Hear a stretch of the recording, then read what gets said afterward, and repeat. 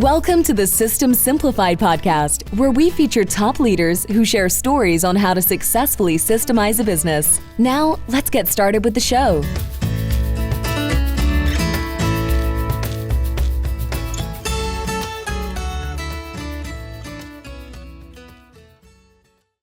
Hello, Adi Klevit here, the host of the System Simplified podcast, where I feature top founders, entrepreneurs, and thought leaders about systematizing a business.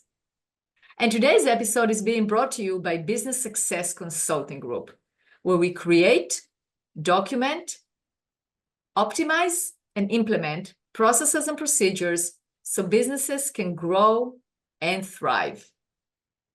And today's guest is Ryan Englin. Hi, Ryan. Hey. It's great to have you on this podcast. We're going to have an incredible conversation about hiring the right way and having the process. At the end of it, our listeners are going to understand the right process and the right system to apply in order to hire correctly.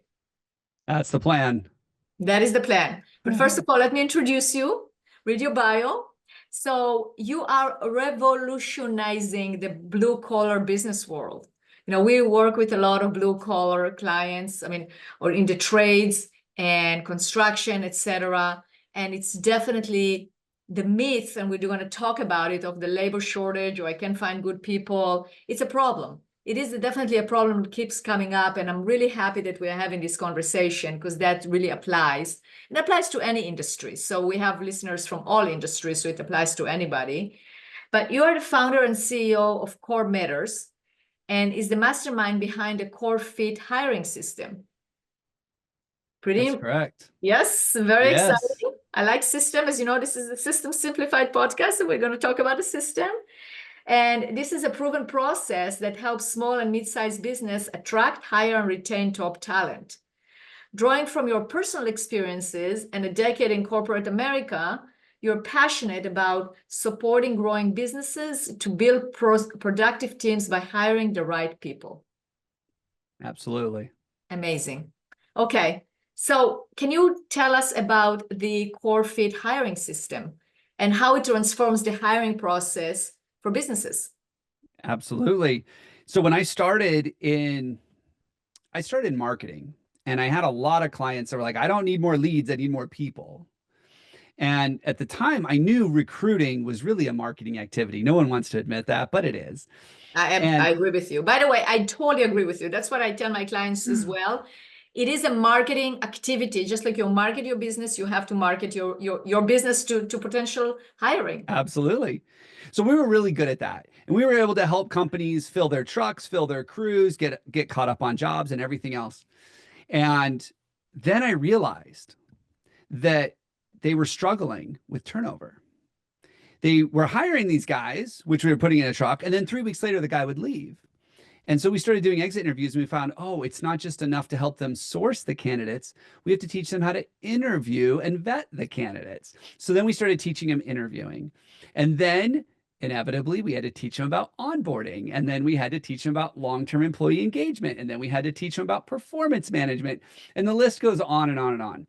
Because I realized that if I didn't have a complete system for them, they were just going to bring these people in and still just send them out the back door. And that is the biggest reason we have a labor crisis in the trades.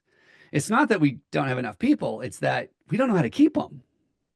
And that's the big challenge. That's very true. So tell us more about this, the Core Fit hiring system. What does it consist of? Yeah, so it's a model where we teach companies how to become the employer of choice, the attraction part. If I'm not the employer of choice, people are going to choose someone else. So we have to help them become very attractive in the marketplace. Once we're very attractive, we have to teach them how to source the candidates, bring them in, and interview them to qualify the right people. So that's the next part of our system. Once they've interviewed, then we have to teach them how to onboard. Onboarding is not fill out an I-9 and a W-4 and call it a day. There's so much more that goes into it. So we build processes and systems to help our clients with the onboarding process. And then once we've onboarded the person and that's done, If we don't have systematic processes in place to continually engage, to continually collaborate and communicate with our new team members, they will leave us. And so the system is really, it's our version of the employee life cycle, if you ever heard that term, right? Absolutely. Everything from someone looking for a job to retirement or moving on to another job, everything in between that impacts your people, that's the CoreFit hiring system. Absolutely. Absolutely. Okay, well, let's dig into it if you are okay with that. Let's do it. So the first thing is to become attractive to potential hires. Become the employer of choice. Yes. Be the employer of choice. I like that. So what are the core principles for a company to become the employer of choice? Well, because I'm a consultant and I like acronyms, I came up with an acronym for choice. And if you do these 6 things and you do these 6 things consistently and repeatedly and forever, you will be the employer of choice, because people won't want to leave and they will want to work for you. And when you have those 2 things, you're the employer of choice. So the first one is a clear purpose, vision, and values. You have to have that. And I know a lot of people are like, oh, that's culture. I have that on my break room wall. And if I were to quiz you right now and said, don't peek, could you tell me what those are? And so many owners are like, oh, I think. Well, if you don't know, your team doesn't know. And if your team doesn't know, how does anybody hold anybody accountable to these things? So that's the first one. The next one is high trust leadership. Do your people trust your leaders? And that doesn't just mean the owners. That could mean their supervisor. Do they trust them? And I love the definition that Lencioni uses for trust around vulnerability. Do your people trust your leaders enough to be vulnerable with them? Hey, I'm dealing with something at home. I'm dealing with a medical thing. I'm dealing with an employee that I'm having problems with. I don't quite understand what you're asking me to do. Can they be vulnerable? Because if they can't, they don't trust you. Right. Do they have opportunities to grow? Which is the next one. When I come to work for you, not everybody wants to just be stagnant. In fact, a lot of people want an opportunity to grow. Maybe they don't all want to be supervisors or lead the company, but they want to know that they're growing as individuals. And if you don't create those opportunities, you can never be the employer of choice, because people will look elsewhere for those opportunities. The next one is industry leading growth and reputation. Are you a leader in your industry? Do you set the pace, or do you just follow everybody else? And I had a client say, well, what if we don't want to grow? I said, I mean, you can do the other 5 things, but I don't think you'd be an employer of choice, because nobody wants to work for a company that's not growing. That doesn't bode well for my stability, my future. When something bad happens, there's no extra revenue. You have to know that there's growth. Otherwise, I'll look elsewhere because I need opportunities for growth. Competitive pay and stability. You cannot pay bottom dollar and be an employer of choice. You also cannot be unstable. We work with a lot of companies in the trades that have busy seasons and slow seasons. Well, that makes it really hard to be the employer of choice when 6 months of the year I'm looking for a job elsewhere or I'm collecting unemployment. And then finally, the last one is an engaged workforce. And this means they're willing to stand up and say, I want to be here and I want to do what it takes to stay here. You have those 6 things, you've laid the foundation for being the employer of choice. And it's really important that those things are not only in place, but also communicated well internally and externally. Absolutely. So let's talk about that, because you mentioned marketing and recruitment. So recruitment is marketing. So how can companies leverage marketing strategies to attract top talent and be the employer of choice? Yeah. So I found out a long time ago that you can take an ad that you're paying for to recruit customers, and you can use that same ad. If you just twist it and target it towards candidates, it'll still recruit customers. But the opposite isn't true. I'll give you a quick example. We see a lot of ads out there that say, hey, we're available for you 24/7, emergency, on call, whatever you need. We'll do what it takes. The customer is always right. Well, that bodes really well when you want to attract a customer to your business, because customers are like, oh, I like that. But if I'm a candidate and I see that, I'm like, so I don't get to spend time with my family. I never get to sleep. I always got to do whatever the customer says, even if I know it's wrong. Yeah, I don't think I want to work there. But imagine you flipped it and you said, you know what? We hire people and we train them well. We make sure that they've got We take care of all their uniforms. We take care of all their tools. We make sure that they're trained, they're educated.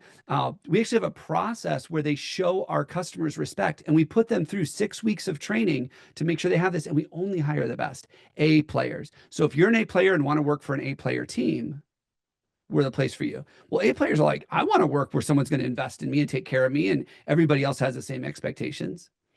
But if I'm the homeowner or the business owner and I hear that ad, I want that technician in my house. I want that person. Like, it can work both ways. Yeah. And so what I often run into is, well, we've already got a marketing budget for customer acquisition. And I'm like, well, what if we just pivot some of it, make it for candidate acquisition, and you'll get both? Right. Right. It's so easy to do. You just have to be willing to do it. And that's absolutely. You know, you invest thousands of dollars in creating videos to explain your company. I've seen successful companies investing in those videos in order to attract top talents. So when they go and search about your company, they understand what it is. Yeah, absolutely. I agree. Good. Okay, so we talked about attracting top talent using marketing methods for it, becoming the employer of choice. Next thing is the interview. So what is your recommendation to our listeners regarding interviews? Hire slow and fire fast. We've all heard this before. But I think when it comes to interviews, we have it backwards as employers. The first thing I would say when it comes to interviews is, remember, if someone's looking for a job and they've raised their hand and said they want to work for you because they've applied, you have to move fast. People don't like looking for work. Do you agree with the hires? I understand the saying, but sometimes you have to also hire fast. I mean, don't sit on decisions, because if it's, especially if you're like, you know, in a place where you are, it's employment that will, fire fast, but don't go, oh, well, obviously don't hire somebody that you don't want to hire, that you know already is not going to be a fit for you. If you have that feeling, you go like, okay, I can see that they're not going to work out, for sure, don't hire. Yeah. But also, you know, hire slow does not mean take your time. That's where I was going. It does not mean take your time. Okay, it means spend time with the candidate. What I see too often is someone shows up, they hold up a mirror and they go, yep, you're living, and they hire them. That's not hiring slow. No. But where I was going was, too often what we do is we get applications in and we're like, I'll get to them next week. I'm too busy today. That's what I think is wrong. That's wrong. That is wrong, because candidates are looking for work and it's stressful and they want to get out of where they're at and they want to do it quickly. So the first person to call them back is probably the one that's going to win.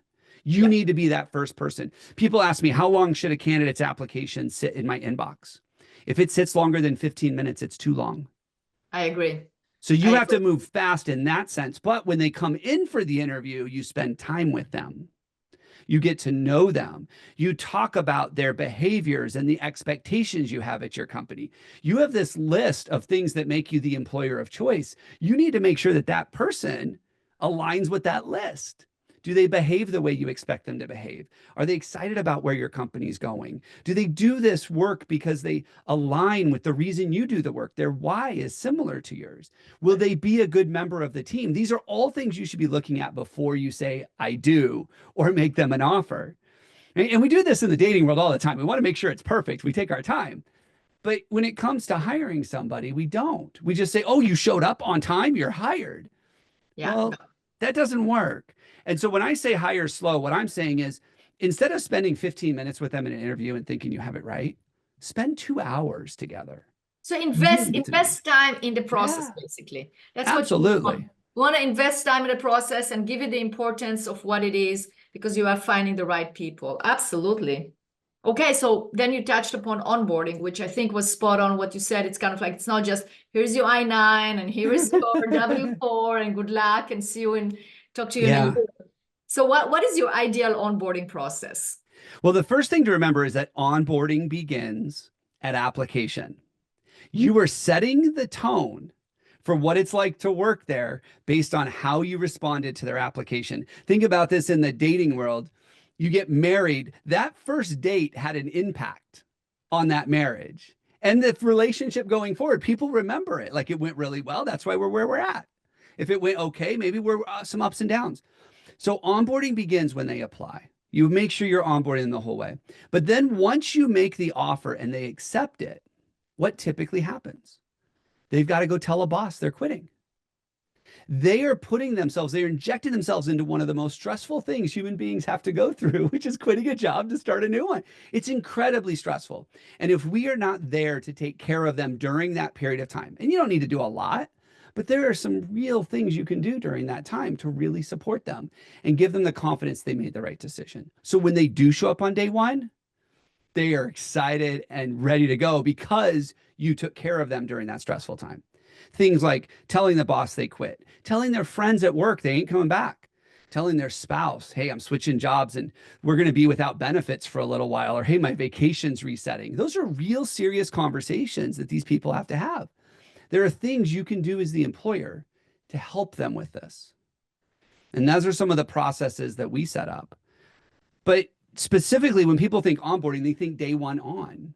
And there are 3 things you have to do, and that's it. And I wish it was that easy. It's simple. 3 things. Number 1, you have to teach them to think like you think. How do you behave? How do you make decisions? How do you communicate? You must teach them that, because the way they did it before isn't the way you do it. You must teach them to think like you think. That's step 1. Step 2 is you have to teach them to do like you do. So many times people are like, well, I hire a technician to come in, or I hire a foreman to come in. That's not how we communicate. That's not how we fill out those forms. That's not how we do that work. Well, it's because they didn't do it that way at the old company. Your way is special. You have your own processes. So you have to teach them to do like you do. And then the last one is you have to teach them to win like you win. What are your expectations around performance? What are your expectations around communication and career growth and investing in your people? Like, what are the things that you do that demonstrate winning? And so many entrepreneurs, what they do is they go, well, we don't really celebrate the wins around here. Well, and that might work for you. It doesn't work for your people. No. So how do you win like you win? Those are the 3 things. You do those 3 things in onboarding, and you will have a successful onboarding. Absolutely. Absolutely. Who in the company should be in charge of onboarding? So in a perfect world, the leadership team works directly with the supervisor in doing the onboarding. This is not an HR activity, because onboarding is the chance to build a strong relationship, a strong foundation with the new employee. Now, we only work with small businesses, so usually leadership teams are a little bit closer, easy access to. Enterprise world, that's not happening. Also, the bigger ones, no, you're right. I mean, definitely there has to be this communication with the supervisor, but you also want to make sure if you have a dedicated HR department, they should be like somebody, they have to be overall responsible, and that it happens, and they can delegate to the leadership team. Yes, and that's what should be happening. So if you want to have HR be responsible for making sure that the boxes got checked and the things happen, absolutely, someone needs to do that. But really, onboarding should take place between the employee and their direct supervisor. That's where the onboarding happens. That's where the relationship is built. Yeah, good. And then, of course, we were talking about continual employment, right? Because we want to make sure that they're actually staying, because now you've gone through all this process, but if you don't really make sure that now we have engagement, we're going to have a problem. Yeah. So, and so many people talk about employee engagement in different ways. There's so many different definitions for it, but let me tell you what I mean. It means it's this picture that when an employee gets up, not only are they excited to go to work, they're excited to do the work, and they're excited to perform well. To me, that's really employee engagement. And the way we get that is through so many different things: great leaders, great communication, investing in our people, everything else. But one of the things that I found to be incredibly good for this is what we call the Growth Accelerator Program.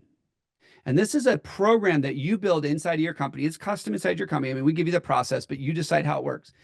And what you do is you come along your team member and you say, hey, I know that the reason you come to work every day is not to just install Windows or, work on cars or whatever it is.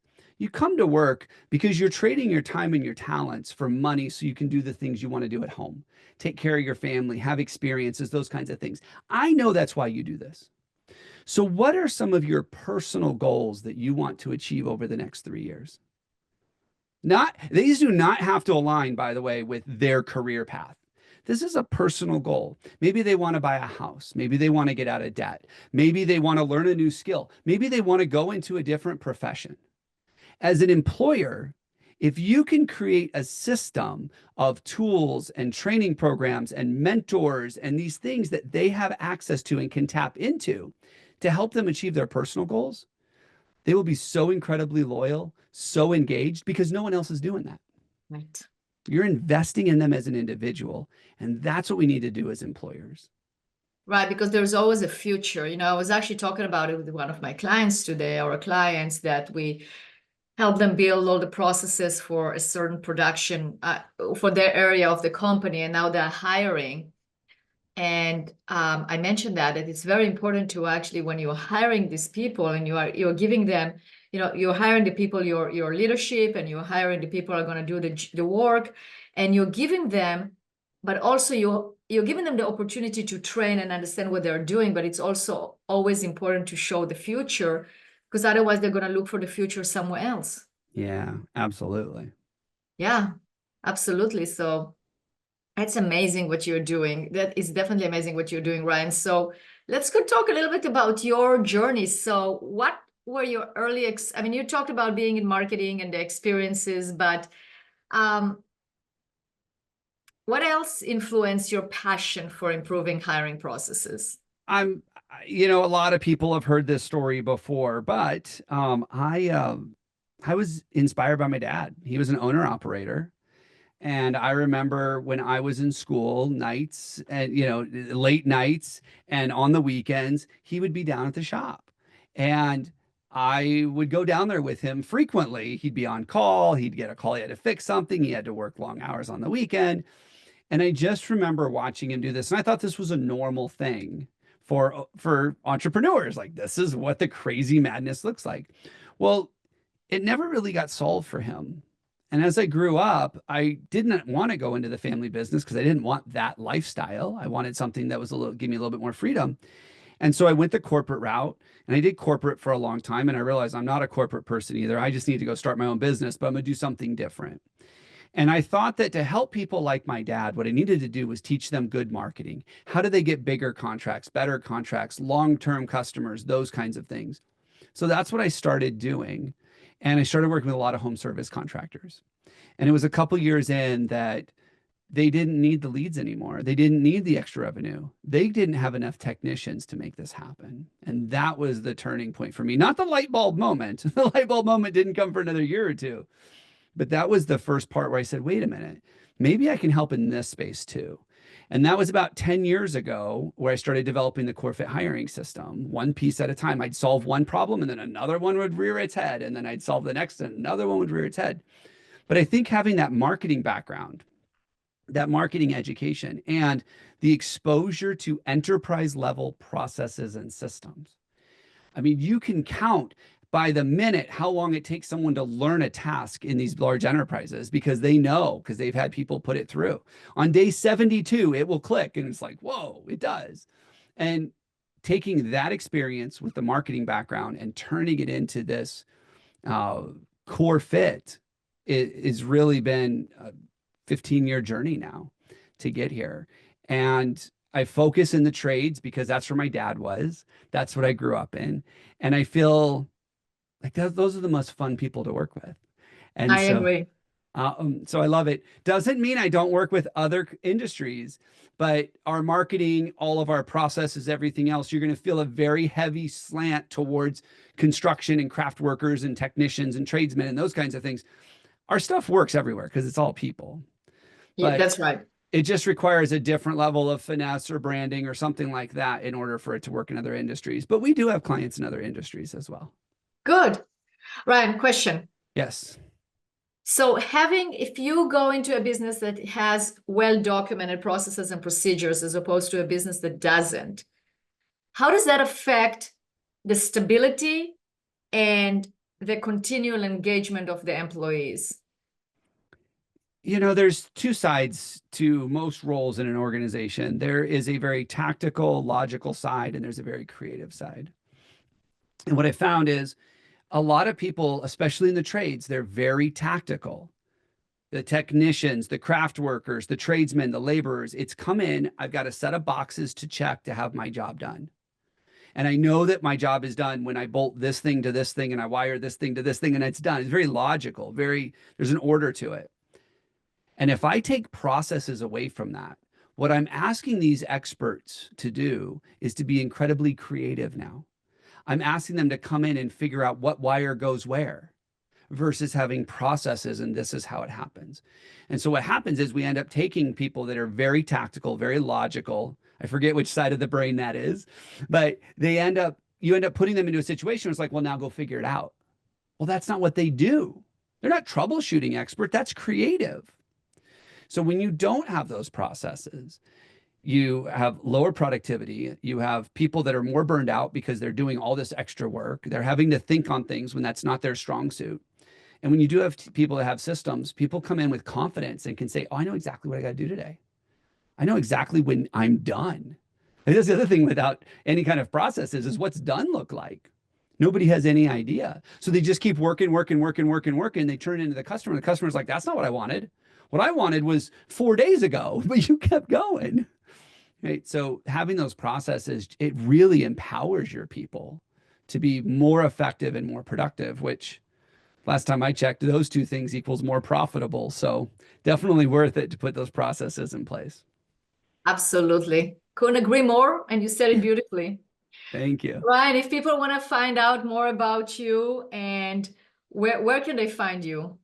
Oh, well, I'm all over LinkedIn. So if they want to connect with me on LinkedIn, I publish a lot of content there, a lot of shorts to help them with just really tactical problems. And then if they want to learn more about what we do over at Core Matters, they can go to corematters.com.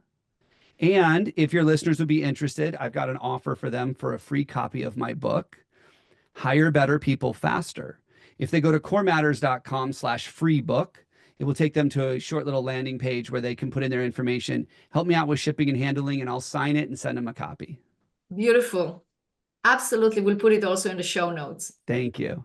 Ryan, it's been a pleasure interviewing you. You shared a lot of information and I'm very grateful for it. Thank you very much for being a guest on this podcast. Thank you.